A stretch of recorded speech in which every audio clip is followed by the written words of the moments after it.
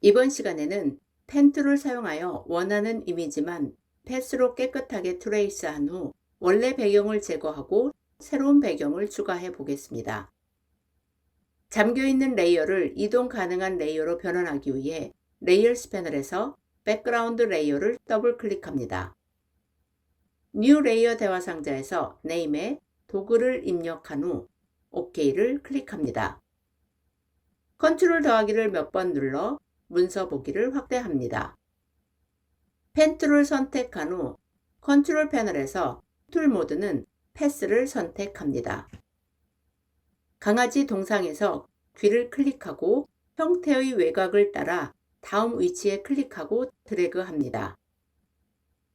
Alt를 누르고 방금 추가한 앵커 포인트를 클릭하여 한쪽 방향키를 제거합니다.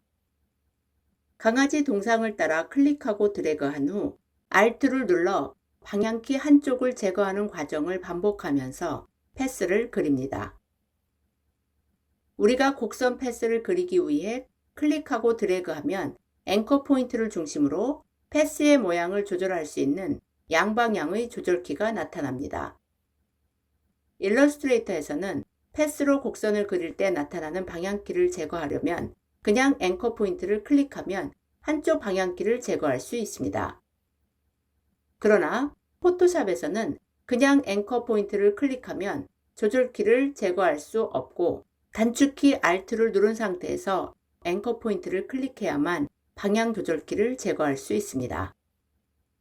Alt를 누른 상태로 앵커 포인트를 클릭해 양방향의 조절키 중 한 개를 제거해야 하는 이유는 방향키 두 개가 다 살아있으면 다음 위치로 클릭하고 드래그하여 곡선 형태를 그릴 때 원하는 형태를 그리기 어렵기 때문입니다. 단, 직선 모양의 패스를 그릴 때는 클릭하고 드래그하지 말고 그냥 클릭 하시면 됩니다.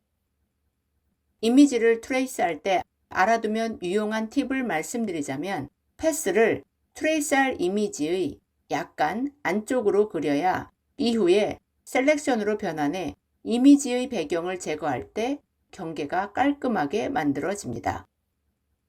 현재 앵커 포인트와 다음 앵커 포인트의 간격은 원하는 형태를 정확히 그리되 최대한 멀리 유지하면서 그리는 것이 좋습니다. 그 이유는 앵커 포인트가 많을수록 패스의 모양을 수정하기 어렵고 앵커 포인트와 앵커 포인트의 연결이 매끄럽지 않고 각이 질 수 있기 때문입니다. 만약 패스 모양이 잘못 그려졌다면 다시 그리지 말고 사용 중인 펜 툴을 바꾸지 않은 상태로 컨트롤 키를 누릅니다. 그러면 일시적으로 펜 툴이 다이렉트 셀렉션 툴로 바뀌는데 이 상태에서 앵커 포인트를 클릭하고 패스의 모양을 조절하면 됩니다.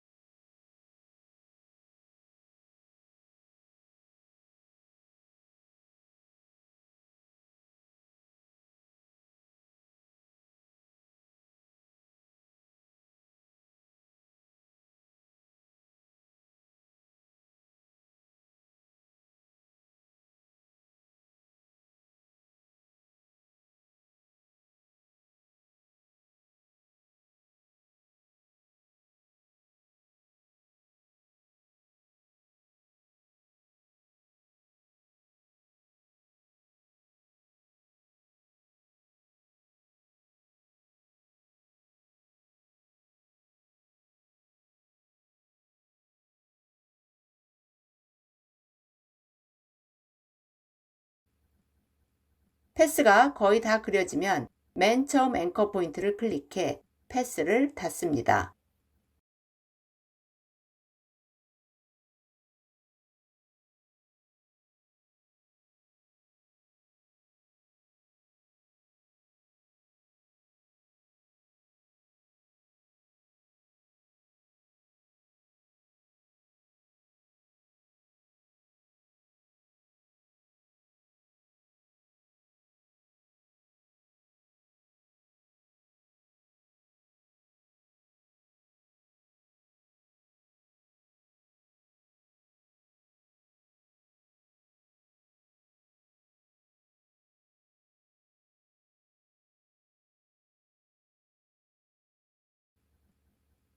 패스가 거의 다 그려지면 맨 처음 앵커 포인트를 클릭해 패스를 닫습니다.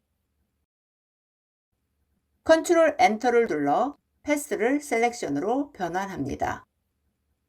컨트롤 시프트 I를 눌러 셀렉션을 반전시킨 후 딜리트를 눌러 삭제합니다.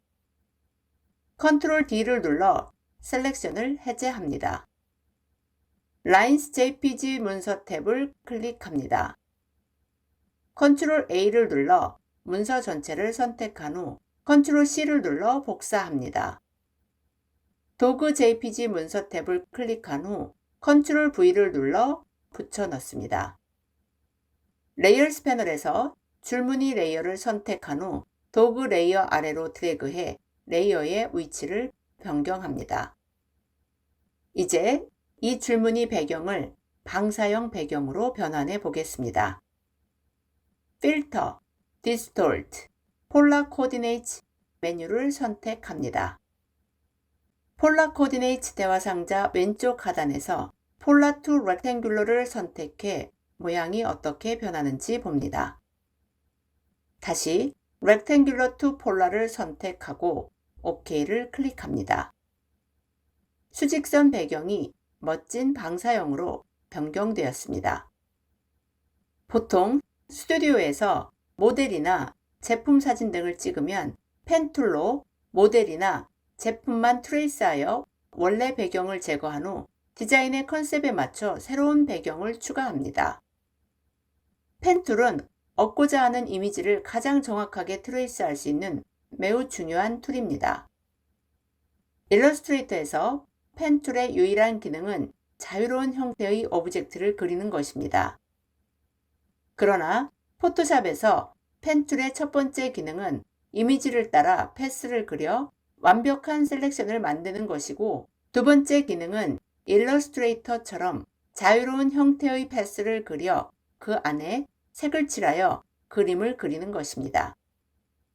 여러분들도 펜 툴을 사용하여 이미지를 따라 패스를 그려 트레이스한 후 셀렉션을 만들어 보시고 새로운 배경도 만들어 보시기 바랍니다. 그럼 오늘 강의는 여기서 마치겠습니다.